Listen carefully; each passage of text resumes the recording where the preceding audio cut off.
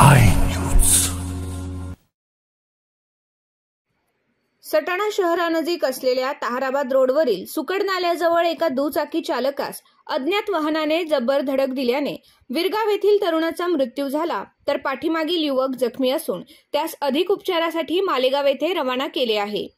Bajaj Pulsar कंपनीची गाडी क्रमांक MH41 BA 2426 वरून यशवंत उर्फ नाना भरत ठाकूर वय 27 राहणार विरगाव हा विरगावकडून सटाण्याच्या दिशेने येत असताना रात्री अज्ञात वाहनाने धडक दिली।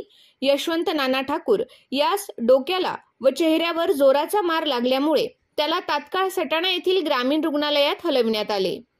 वैद्यकीय तपासणी करत असताना डॉक्टरांनी ठाकूर यास मृत घोषित केले, तर जोडीदार भरत सुमानिकम यास सटाणा ग्रामीण रुग्णालयातून मालेगाव येथील रुग्णालयात दाखल करण्यात आले आहे। या अपघाताची खबर सटाणा येथील गौरव प्रकाश चव्हाण यांनी सटाणा पोलिसात दिली असून पुढील तपास सटाणा पोलीस स्टेशन करीत आहे। या घटनेची माहिती विरगाव येथे कळताच गावावर शोककळा पसरली।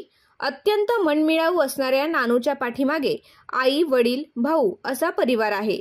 विरगाव येथे मयत तरुणावर शोकाकुल वातावरणात अंत्यसंस्कार करण्यात आले।